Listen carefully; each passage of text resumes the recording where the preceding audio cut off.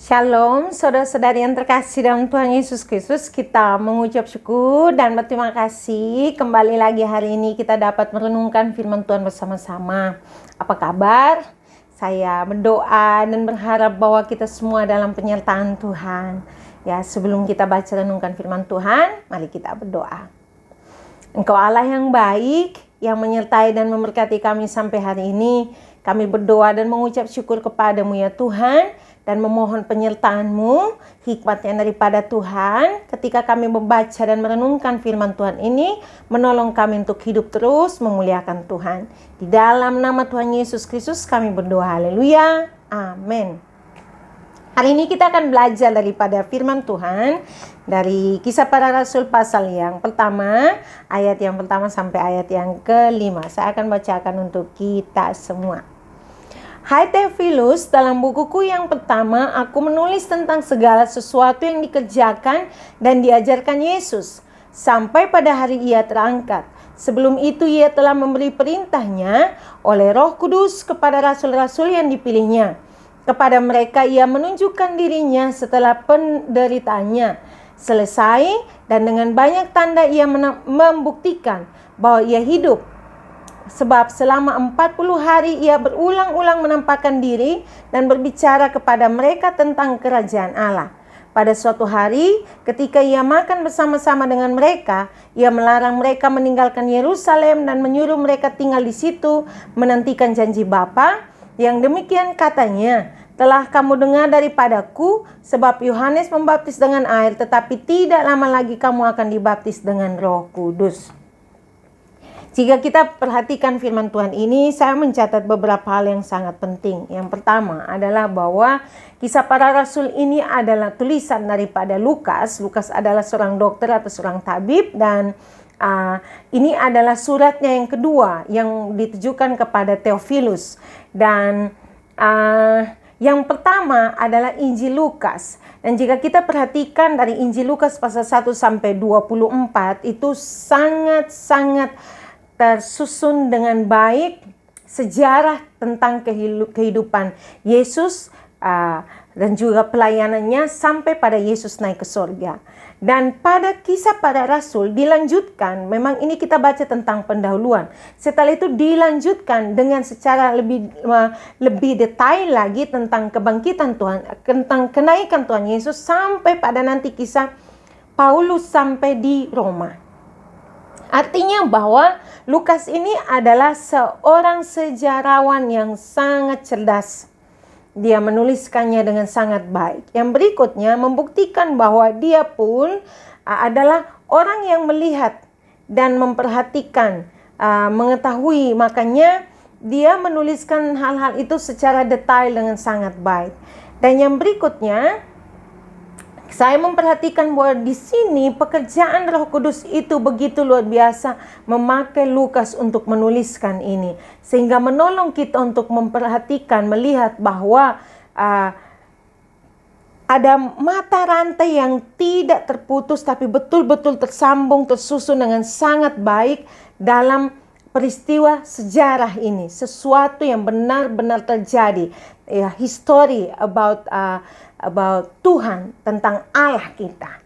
Maka mari kita merenungkan firman Tuhan ini dengan satu tema yang sangat singkat, janji Bapa. Kenapa saya membuat tema ini untuk kita? Memang di dalam ayatnya yang ke-5 di situ ada dua kata ini, janji Bapa. Tetapi saya mau memperhatikan ini satu persatu, bahwa pendahuluan daripada Kisah Para Rasul pasal 1 ayat 1 sampai 5 ini didahului oleh Lukas. Dia menuliskan gini, dalam bukuku yang pertama, artinya Injil Lukas, ya, dia menuliskan tentang segala sesuatu yang dikerjakan dan diajarkan Yesus sampai pada hari ia terangkat. Sebelum itu ia telah memberikan perintahnya oleh Roh Kudus kepada rasul-rasul yang dipilihnya. Tapi kita melihat di sini sampai pada hari ia terangkat.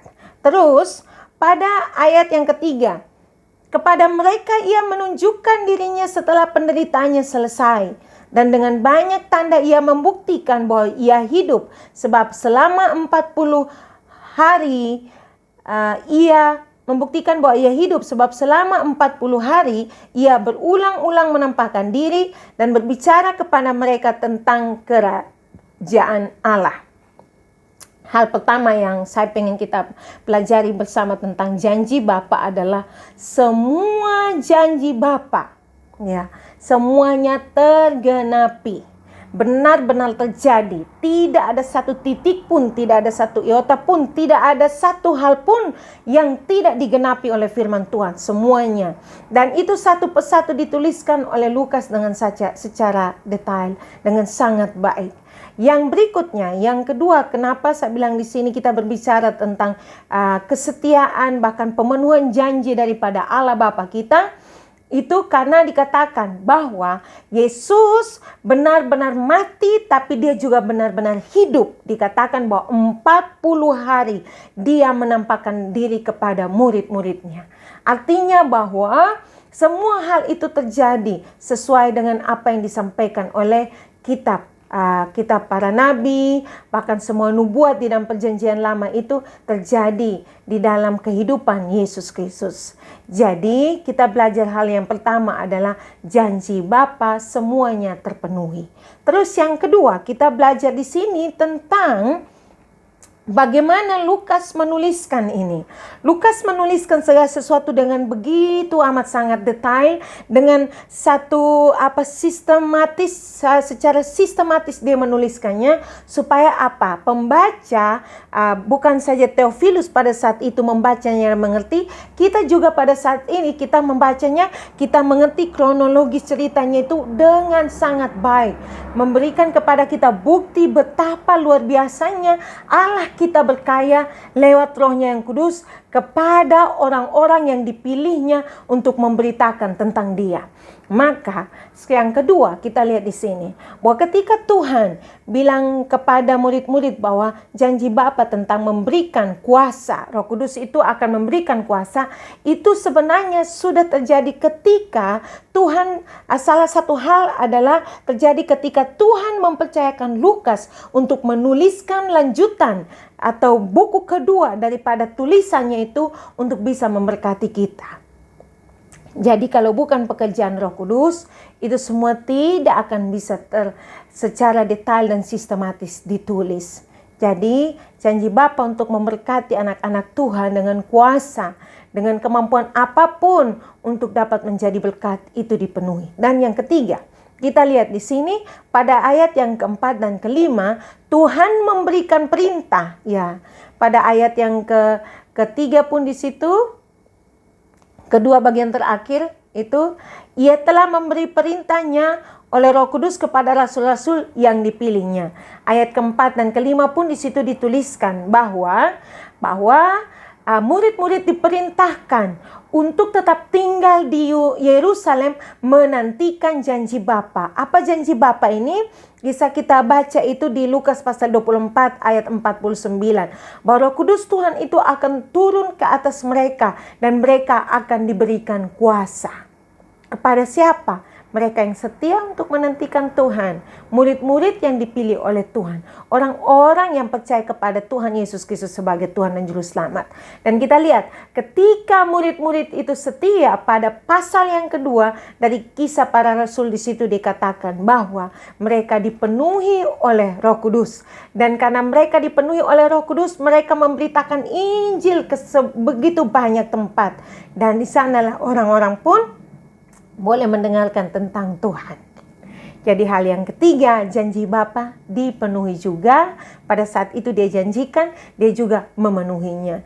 Jadi kita belajar satu hal yang sangat penting hari ini adalah ketaatan menantikan janji Bapa di dalam hidup kita. Ya, sebagai anak-anak Tuhan, mungkin pada saat ini kita sedang menantikan janji Tuhan untuk sesuatu dalam kehidupan kita. Apapun itu, Tuhan tidak pernah lalai menepati janjinya. Tuhan selalu menepati janjinya. Tapi hal yang harus kita perhatikan di sini, janji Tuhan kepada kita ditepati supaya apa? Kita menjadi berkat memberitakan Injil kerajaannya kepada begitu banyak orang di sekitar kita. Jadi Tuhan sudah menepati janjinya kepada murid-murid pada saat itu, bahkan sudah menepati begitu banyak janjinya di dalam kehidupan kita. Maka sekarang tugas kita, beritakanlah Injil dalam situasi apapun, dalam kondisi apapun, dimanapun kita berada, kapan saja. Mungkin kita tidak bisa berkhotbah, kita tidak bisa bercerita banyak tentang Yesus, tapi lewat cara hidup kita bisa menjadi berkat untuk memberkati orang lain, karena orang lain boleh melihat Tuhan di dalam diri kita.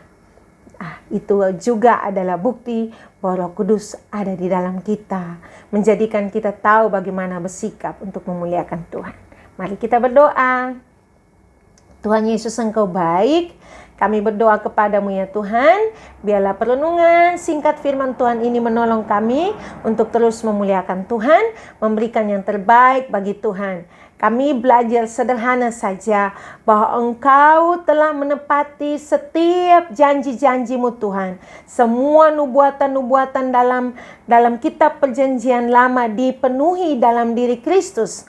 Bahkan ketika Tuhan Yesus sebelum terangkat ke sorga memberikan perintah kepada murid-murid supaya mereka tinggal di Yerusalem menantikan Roh Kudus tercurah atas mereka. Dan saat mereka setia menantikan itu, Tuhan berkarya dalam kehidupan mereka. Mereka diberi kuasa, mereka dimampukan Tuhan untuk menceritakan tentang Tuhan kepada orang-orang dimanapun Tuhan Engkau menuntun mereka untuk pergi. Terima kasih Tuhan, kami belajar untuk memuliakan Tuhan. Jika Tuhan sudah menepati janji Tuhan kepada kami umat-Mu, maka kami berjuang semampu kami untuk menceritakan tentang Tuhan kepada orang-orang di sekitar kami. Dalam nama Tuhan Yesus Kristus kami berdoa. Haleluya. Amin. Tuhan Yesus memberkati kita semua. Shalom.